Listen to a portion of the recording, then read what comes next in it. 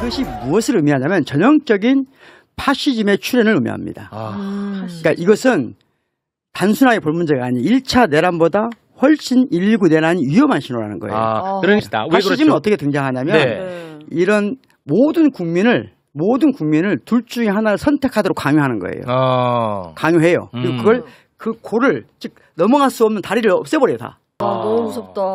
아니 실제로 나치도 그렇게 등장했고 모든 파시즘이 그렇게 등장했어요. 처음에 등장하면 저게 아니 히틀러가 무슨 저게 그런데 점점 폭력이 강화되면 강화될수록 이 폭력 사태를 해결할 수 있는 유일한 힘은 이 폭력을 쓰는 사람밖에 없다고 생각하는 게 인간의 감각이에요. 그러니까, 잠깐만요. 아니 근데 너무 무섭게 하셔. 잠깐만. 너무 무서워하실 것 없습니다. 주의하긴 하되 쫄지 말고 당당하게 가도 괜찮다. 왜? 파시즘이 위험하지 않다는 게 아니라 우리 시민사회의 건강한 움직임이 이미 파시즘에 맞설 만큼 성장해 있다는 점 때문입니다. 파시즘은 윤석열로 인해서 갑자기 이 사회에 퍼진 신종 감염병 같은 게 결코 아닙니다. 대한민국이 탄생한 이래로 파시즘은 항상 우리 곁에 있었고 아예 대한민국이라는 국가 자체가 파시즘과 함께 탄생한 것으로 볼 수도 있습니다. 남한의 이승만이 단독 정부를 선언한 바로 그 순간부터 북한의 김일성이 단독 정부를 선언한 바로 그 순간부터 남북한 모두에 파시스트 지도자가 집권했습니다. 해방 직후 남북한 모두에서 정권이 세워지기 전 우리 민족은 그 어떤 사고방식도 강요받지 않고 사상적인 자유를 누리고 살았습니다. 생각이야 뭐 다를 수도 있지. 그걸 두고 잡아 가두거나 죽이거나 하진 않았단 얘기입니다. 그런데 그 와중에 남북한 모두에서 좌우 양극단의 파시스트들이 정권을 잡아버렸네.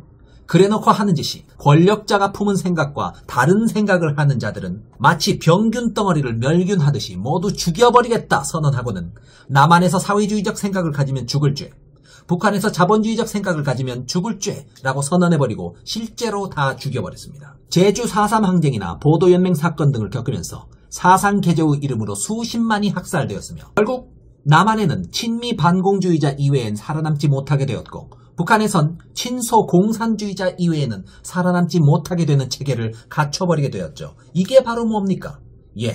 전형적인 파시즘입니다. 모든 국민을 둘 중에 하나를 선택하도록 강요하는 거예요. 강요해요. 그리고 그걸 그 고를 즉 넘어갈 수 없는 다리를 없애버려요 다. 나와 생각이 다른 자와는 타협 따위는 없다. 인구는 한정되어 있으니까 자꾸 죽여나가다 보면 언젠가 나와 똑같은 생각을 가진 자들만 남게 되겠지. 내가 권력자인데 못할 게 뭐 있어. 그 광풍 속에서 죽지 않고 살아남은 자들의 후손이 오늘날을 사는 우리인 겁니다. 결국 한반도의 남북한 모두는 파시즘으로부터 출발했던 비극적인 역사가 있다. 우리에게 파시즘은 신종 바이러스처럼 없다가 갑자기 나타난 게 아니고 태어날 때부터 갖고 있었던 선천적인 고질병으로서 주어져 버린 것이다. 그런데 이후 남한과 북한은 이 선천적인 고질병을 대응해 나가는 양식에서 크나큰 차이를 보입니다. 한쪽은 깨어있는 민주시민들의 끊임없는 극복 노력으로 수많은 목숨의 희생을 치러가며 점차 치유되어가는 과정하에 있고 한쪽은 파시즘이 점점 강화돼가며 세습적인 군주국가로 고착화되어가는 퇴행적 추세 속에 있습니다.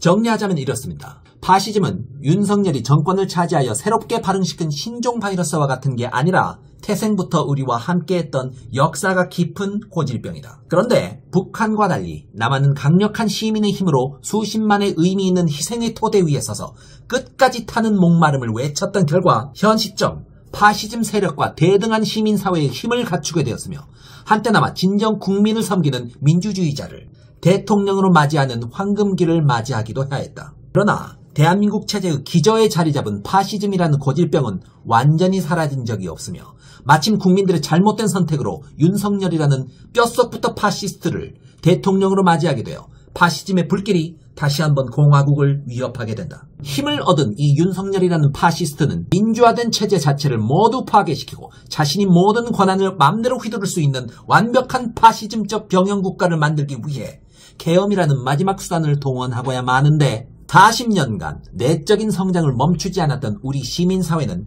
과거 전두환이 내렸던 계엄 때와는 달리 깨어있는 시민들의 단합된 힘으로 파시즘의 준동을 초반에 무력화시켜버렸다. 딱 이 정도의 관점이 제가 이번 사태를 바라보는 역사적인 조망입니다. 그렇다면 지난 1월 19일 새벽에 나타났던 이전에 없던 과격한 폭력 사태는 과연 어떤 의미를 지니는 것인가? 박구영 교수님의 말씀대로 이 사회에 파시즘의 불길이 퍼져나갈 조짐으로 보고 위기감을 느껴야 할 성격의 것인가?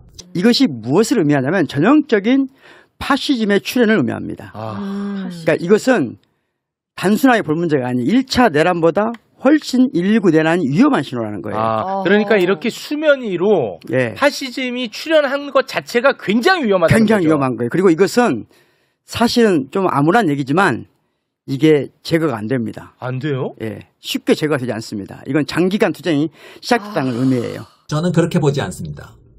지난 새벽 법원을 습격한 폭도들의 난동은 일종의 잔불과도 같은 것입니다. 산불이 크게 번지기 전에 징조와 조짐으로서 발전하게 될 불씨로서 의미를 가진다기보단 산불을 진화해가는 긴 과정에서 이곳저곳에 나타나는 미처 다 제거하지 못한 잔불들을 확인하고 있는 것입니다. 물론 잔불도 불입니다. 아주 사소한 잔불도 까딱 잘못하면 2차 산불의 원인이 될 수 있으므로 안심해서는 안 되겠죠. 바로 그 지점에서 박구영 교수님의 경고가 의미를 갖게 된다라고 저는 생각합니다. 파시즘은 마치 산불과도 같습니다. 아주 작은 불씨에서 시작했다가도 방심하다가 산불로 퍼지는 성격을 띠고 있죠. 과거 역사에서 한 줌도 안 되던 히틀러의 나치당이 어떻게 독일을 장악하고 세계를 위협했던가를 생각해보면 분명 파시즘은 그 특유의 공포 감염력으로 인해 무서운 전파 속도를 지녔다는 것을 알 수 있습니다. 아니 실제로 나치도 그렇게 등장했고 모든 파시즘이 그렇게 등장했어요. 처음에 등장하면 저게 아니 히틀러가 무슨 저게 그런데 점점 폭력이 강화되면 강화될수록 이 폭력 사태를 해결할 수 있는 유일한 힘은 이 폭력을 쓰는 사람밖에 없다고 생각하는 게 인간의 감각이에요. 특히나 한 사회의 2030 청년 세력이 철학적 갈피를 제대로 잡지 못하고 미래의 희망을 버린 채 회의주의에 빠져 있을 때 그 틈을 노리고 파시즘 특유의 공포감이 그들을 덮치게 되기라도 한다면 그게 젊은이 특유의 폭발력과 결합하여 온 나라를 전체주의의 광풍에 빠뜨려버린 사례들이 역사적으로 존재해왔었기 때문에 젊은 세대가 파시즘에 물들어가는 경향이 보인다면 무조건 경계해야 될 것이 일단 맞습니다. 이 사람들은 어떤 사람이냐면 그러니까 시대가 흐름을 가고 있어요. 어떤 방향으로 흐름을 가는데 이 흐름을 따라가지 못하는 과정에 생겨나는 부정적 감정으로 정체성이 확립된 사람들이에요. 다시 말하면 긍정적으로 뭔가를 지금 하고 싶은 게 아니라 이 세상이 뭔가 잘못되고 있다는 심각하게 왜곡되고 있다는 자기 부정적 감정으로 일치되어 있어요. 실례로 히틀러나 무솔리니가 2차 대전 무렵 전체주의의 정점을 찍었었다는 사실이 희망 없는 젊은이들과 파시즘이 결합하여 국가를 파멸시켜버린 역사적인 예시가 아니겠습니까? 하지만 현 시점 대한민국은 그들과 큰 차이가 있습니다. 그들은 새롭게 등장한 강렬한 신종 감염병으로서 파시즘의 광풍을 맞이하였습니다. 그러나 현 시점 대한민국은 어떠한가요? 대한민국은 언제나 태생부터 파시즘과 함께 해왔습니다. 우리의 시민 세력은 압도적인 파시즘의 창궐 속에서 수천 수만 명의 희생을 밟고 진보해 나아갔고 그 모질고 가혹한 선천적인 악조건을 극복해온 결과 존재하는 세력입니다. 마치 오랜 세월 다수의 희생으로 얻어낸 집단 면역이 강력했던 독성 바이러스를 무력화시키게 되는 과정과 유사합니다. 우리에겐 파시즘의 광풍에 저항할 수 있는 선열들의 피값으로 얻어진 강력한 집단 면역이 존재합니다. 대한민국의 역사를 마음 깊이 조망해보지 못한 2030의 젊은 세대들이 철학적 갈피를 잠시 잡지 못하고 파시즘에 물들었다고 한들 이미 강력한 내성으로서 수십 년간 내적 철학과 외적 수단을 갈고 닦아온 굳건한 시민사회 전반으로 번질 수나 있겠습니까? 저는 택도 없다고 생각합니다. 이미 수십 년간 내적 성장으로 굳건히 다져온 대한민국의 시민사회의 깊은 심지는 철학의 부재로 갈 곳을 잃고 일부 흔들렸던 철없는 젊은이들의 심지와 비교할 바가 못됩니다. 심지어 저는 극우화되어버린 일부 젊은이 집단에 대해서도 희망을 잃지 않고 있습니다. 지금의 2030은 민주화운동이라든지 독재의 저항이라든지 하는 사회적 연대를 일으킬 큰 계기를 겪어보지 못했던 관계로 그리고 고도의 경쟁 속에서 막막한 미래를 앞두고 좌절해버렸던 관계로 잠시 길을 잃고 방황 중인 상태라고 저는 생각합니다. 보통 그런 방황의 틈을 타고 파시즘이라는 공포의 광증이 퍼지게 되는 것이겠죠. 결국 저는 지금 이 순간 주변에서 보이는 이 모든 풍경들이 파시즘이라는 선천적인 병을 안고 불행하게 출발했던 대한민국이 시민사회의 성숙과 더불어 이를 치유해가는 과정에서 보이는 내부적인 모습들이라고 생각합니다.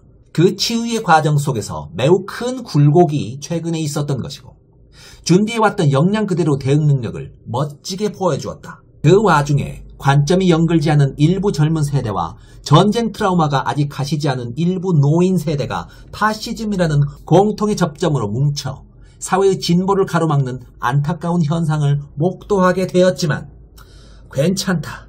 대한민국을 이끌어갈 주된 동력은 여전히 깨어있는 시민들의 단합된 힘에서 나오는 것이라는 사실은 변치 않으며 우리의 힘이 우위를 점하는 채로 파시스트들의 남은 불씨에 잘 대응하고 있는 와중에 있다. 일부 젊은이들이 파시즘에 잠식당해버린 문제는 우리 시민사회가 앞으로 어떤 곳에 주안점을 두어야 할지를 명백히 시사해준다. 방향을 잃은 젊은이들이 많을수록 그 사회는 파시즘에 쉽게 잠식될 수밖에 없다.